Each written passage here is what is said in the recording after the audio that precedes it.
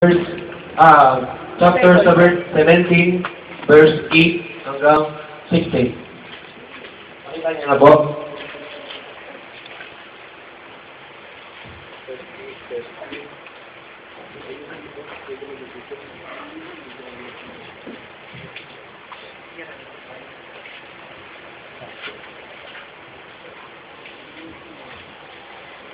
Sino po sa inyo nakakakilala kay Eliseo?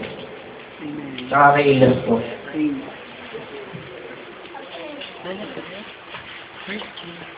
West.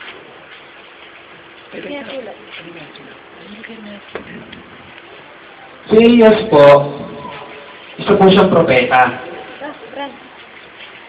Ang ibig sabihin po ng mga propeta, sila po yung mga lingkod ng Diyos. Ang pastor po, inahalintulad po siya sa mga lingkod ng Diyos.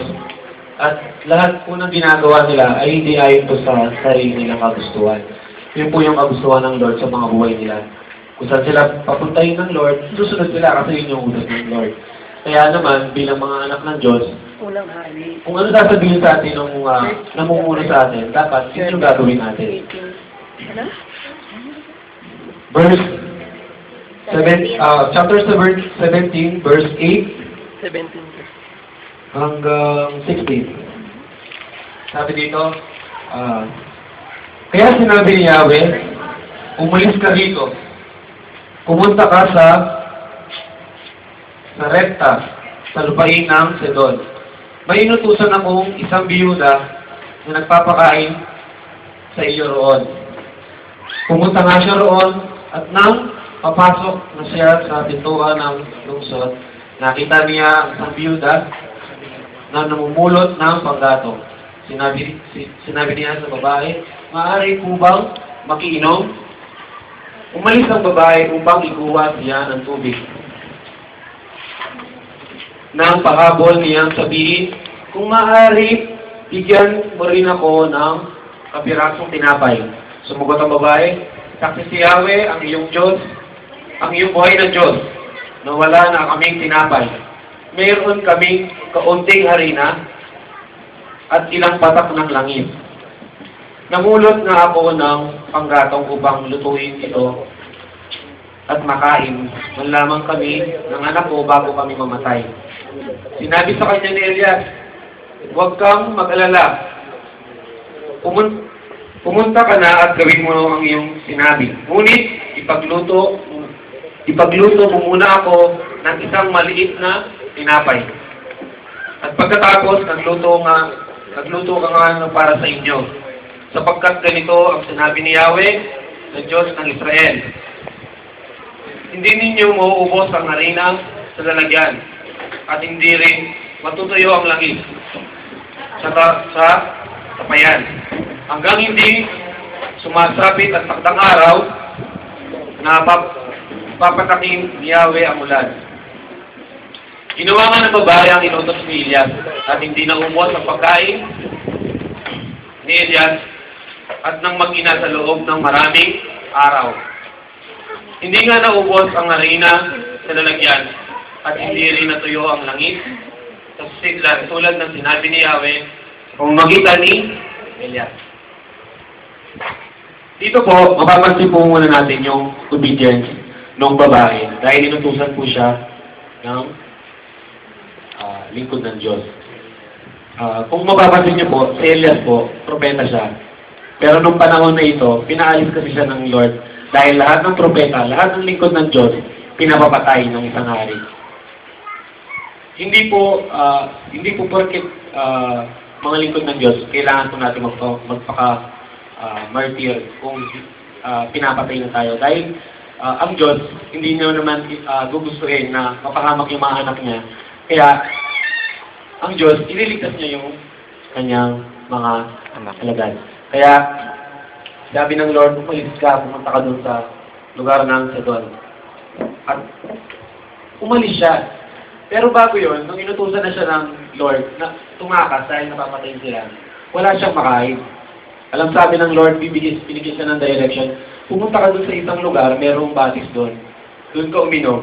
At padadalaan kita ng tinapay at karne. Ang nagdadala po ng tinapay ang karne, hindi po tao, puwak po. At nung pagkatapos din po nun, umalis na siya, inutusan siya ng Lord. Umalis na, pagpunta niya sa isang lugar, wala nang papakain sa kanya. Alam mo po ang nagpakain sa kanya? Isa pong anghel. Pinadala po ng Diyos ang isang anghel habang natutulog si Elias. Natutulog siya. At pagluto na yung niluluto ng anghel, hinigising siya. Tumatayo siya, kumakain siya. At ang gagawin niya, matutulog lang siya ulit. Tapos pagka hinising siya ulit ng anghel, kakain ulit siya. Tapos pag inutos na siya ng Lord, nung inutos na siya ng Lord, pumunta na siya dito sa lugar na to. At hindi na po anghel at uwak ka ng pakain sa kanya.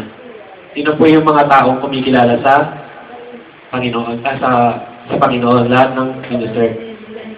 Ngayon, sabi ng babae, sinabi ni Elias sa babae, kung pwede, makiinom siya. Siyempre, tubig lang naman yung kaya magbibigay yun, di ba? Pero nung pangalawang humingi na si Elias, humingi na siya ng pagkain. At sabi ng babae, wala na kaming pagkain. Sakto na lamang ito, lulutuin namin yung harina at langis. Ano kaya ang lasa ng harina at saka langis na? Kumakain tayo ng tinapay, meron ng gatas, meron ng asukal, meron ng palaman, meron pang butter, meron pang kape. Pero nung panahon na ito, harina lang, tsaka langis. Ibig sabihin, kung ano kaya ang lasa nung kahit tutuin. Yan, parang wala lang, kumain ka lang ng skytake na walang lasa. Siyempre matigas yun, wala yung wala yung liberdura. So pag niluto mo yung matigas yung tinapay. At wala siyang lasa. Ngayon, sabi niya, ito na lamang yung pagkain namin. Alam ng Diyos na ito na lamang yung natitira namin pagkain. Pero sabi niya, nakinig siya doon sa sinabi ng lingkod ng Diyos. Sabi niya, ipagluto mo muna ako ng pagkain. Tsaka kayo magluto ng para sa inyo. At ano po ang ginawa ng babae? Lahat ng sinabi sa kanya, ng lingkod ng Diyos, sinunod niya, kahit na po mahirap. Mahirap. Eh, pagkain mo na lang, ibibigay mo pa. Alam mo na nga, ikamamatay mo na nga yung hindi ka kakain eh. At alam mo na rin, yun na lang yung last na kakainin mo, ibibigay mo ba? So, ginawa po ng babae yun, kahit po mahirap. Tandaan niyo po, kahit po mahirap, basta po, ginawa natin para sa mga lingkod ng Diyos, o kahit sino man nangangailangan, kahit mabigat sa iyo, ipagpapala po natin. A blessing. Mababasa po natin doon, yung pinagpala po yung babae, na yung kanyang mga langisan, at lalagyanan ng kanyang arena, hindi po naubos. At sabi doon, panahon pa ito ng taggutom. Sino po ang nasa panahon ng taggutom ngayon? Ang buong mundo po ay dumadanas ng kagutuman ngayon. Kahit mga mahiyamang bansa, bumabagsak ang kanilang ekonomiya, at yung Pilipinas na dati stable, anong kaliman ko? Ay, di Ramon, stable. Pero ngayon, dahil ito yung sinabi ng Diyos na magkakaroon ng taggutom sa buong bansa. Pero alam nyo ba, dahil tayo mga Kristiyano, hindi tayo daranas ng kagutuman. Like me. Hindi ako dumadanas ng kagutuman. Kasi sinusunod ko po yung salita ng Diyos. Sinusunod ko yung pinapagawa sa akin ng Diyos. Maski tayo, kapag sumusunod tayo sa pinapagawa ng Diyos, lahat ng kailangan natin, hindi tayo magkukulang. So, una, obedience. Kahit na po nagreklamo yung babae, nagreklamo po siya. Sabi niya po, ito na lamang po yung aming pagkain. Pero, ipinagkaloob niya pa rin. Pero gumawa siya. Ang maganda kasi daw gumawa siya. Sinunod niya. Number 1, obedience. Pangalawa, obedience and willingness. Obedience and willingness. Punta naman tayo dun sa alagad ni, or yung kanang kamay ni Elias, si Eliseo, or Elijah. Si Elijah sa English, siya si Elias. Sa Eliseo, sa English, siya si Elisha. So, si Elisha po ay mabuting kanang kamay ni Elias. Sapagkat hindi niya iniwan si Elias sa lahat ng panahon sa paglalakbay nila, kahit alam nila na pupunta nila, walang kapatunguhan. Walang kasiguraduhan, kung saan sila tutuloy, kung saan sila kakain. Ang ginawa lang ni Eliseo, sumunod lamang siya kay Elias. Yun po yung submission na kahit na ano po yung mga pinapagawa sa atin, sumunod lamang po tayo. Huwag lamang kung uutusan ka gumawa ng kasalanan or alam mong mali. So, yun lang po yung grounds kapag inuutusan tayo. Huwag lamang tayong sumunod dun sa mga masamang bagay na ipinapagawa sa atin. Pangalawa, obedience and willingness. 2 Kings 4:16.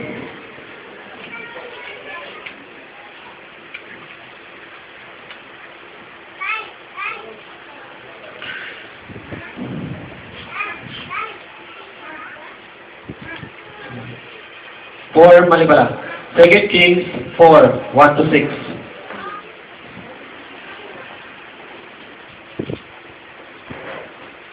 Mali. So, tama.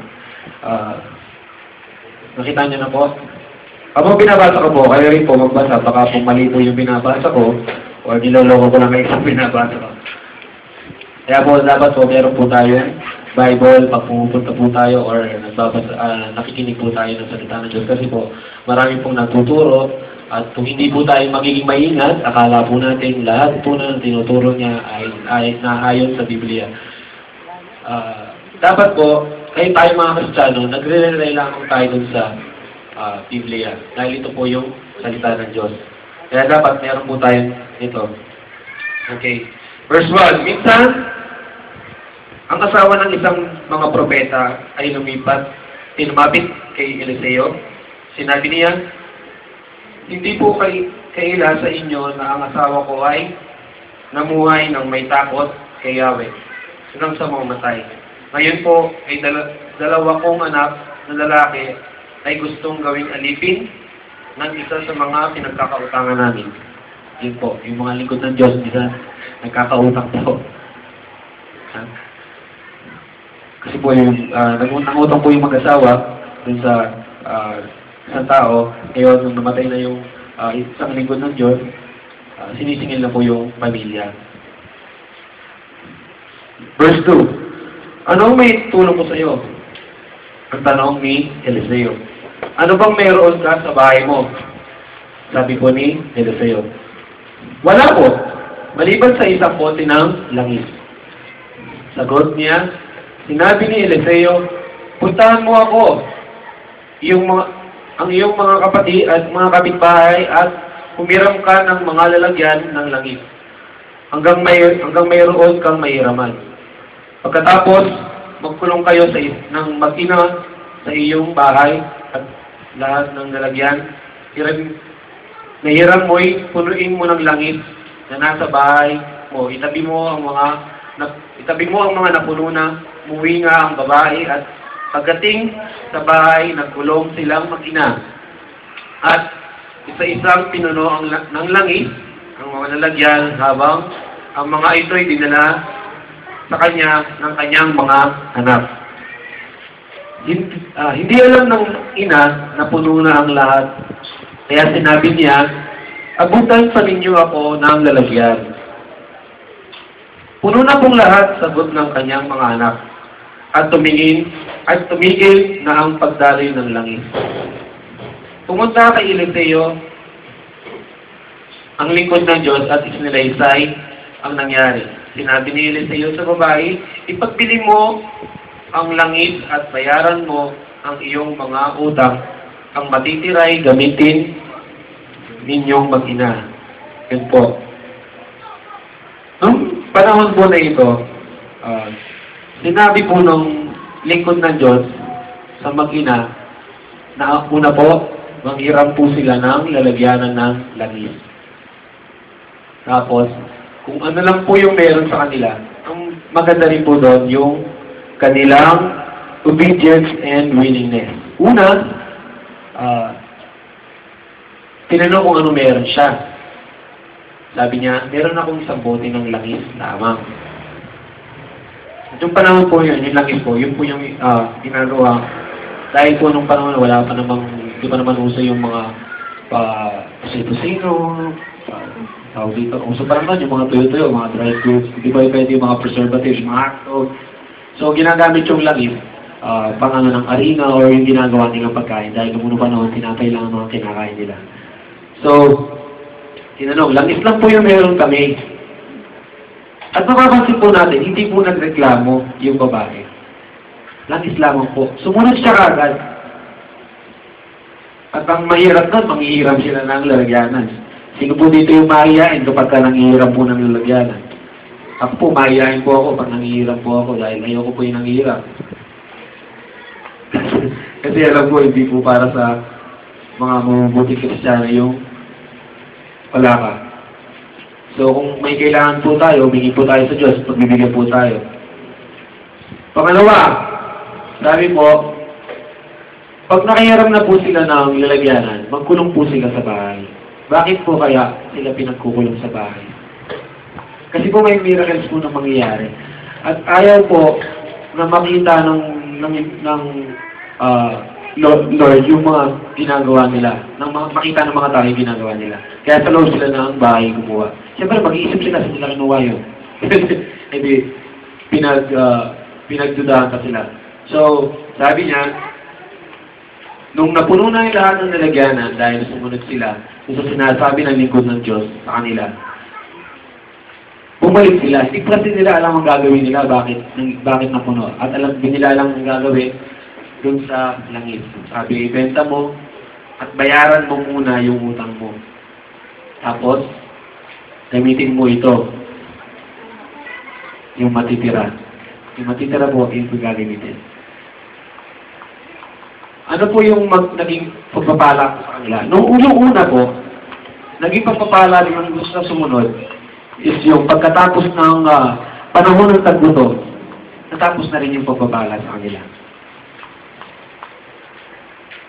Naging business po ito eh.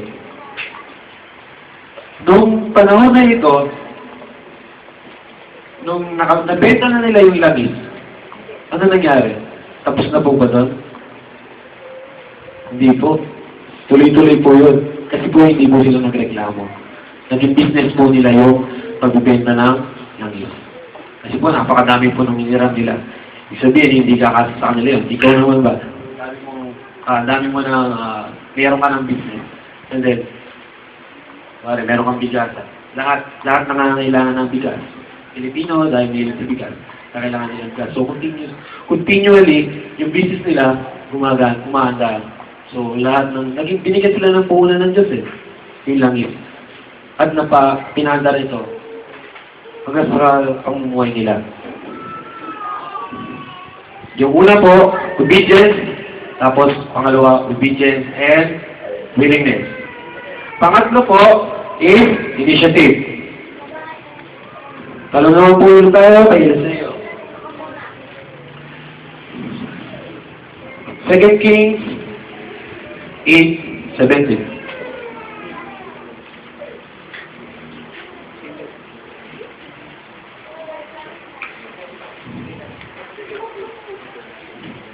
Kung gusto niyo po, basahin niyo po yung ang buhat yung sa 1 Kings hanggang po sa pagkatapos ng chapter ng 2 Kings. Makikita niyo po yung mga ginawa ng mga lingkod ng Diyos nung sila buhay na bubuhay. Tsaka yung mga nag-bless sa kanila. At paano pinagpala yung mga nag-bless sa mga lingkod ng Diyos.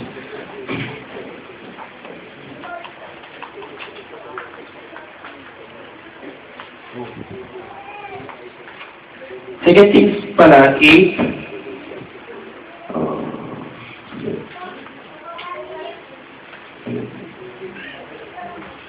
Second Kings, mali ko pala. Second Kings 4:8. Chapter 4, verse 8. Sorry po. Second Kings, magkasunod lang po yan pagkatapos nung magina.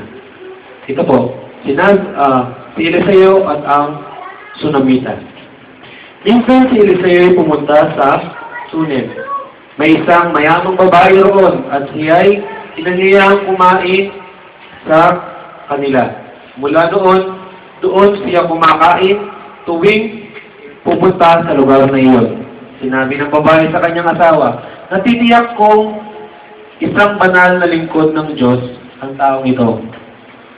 Bakit di natin siya ipaggawa ng isang silid para matuluyan niya tuwing pupunta siya rito? Bigyan natin siya ng higaan, mesa, buwan at ilawan. Isang araw, bumalik nga roon si Eliseo at doon siya nagpahinga sa silid na inihanda para sa kanya.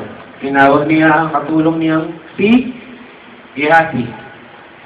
Noong una po, ang katulong po ni Elias, si Eliseo. Pero nung kinuha na po si Elias, hindi po siya namatay. Kinuha lang po siya ni Lord. Sa pamamagitan po ng karwahe na nag-aapoy. Pero hindi po siya nasunod. Yun po. Dinala po siya sa langit. Pero wala po siya, hindi po siya namatay. Tapos, nung tayo na po ni Eliseo, kumuha naman siya ng kasama, kanang kamay, si Gehazi. At sinabi, tawagin mo ang babaeng Sunamita. Tinawag nga ito ng ang tinawag nga nito ang babae at di nagtagal ay dumating nga ang babae. Sinabi niya sa kanyang katulong, sabihin mo, pinasasalamatan natin ang paggawa niya ng tuluyan natin ito. Itinanong kung ano ang itutulong natin sa kanya bilang nagsi sa kaabalahan niya sa atin. Baka may gusto siyang ipasabi sa hari o sa puno ng ukbo. Wala kayong dapat alalahanin.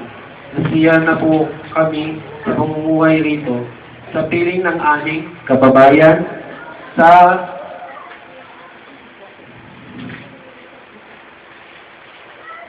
pagkaalis ng babae. Tinanong ni Eliseo si Gehazi, ano kaya ang maitulong natin sa kanya?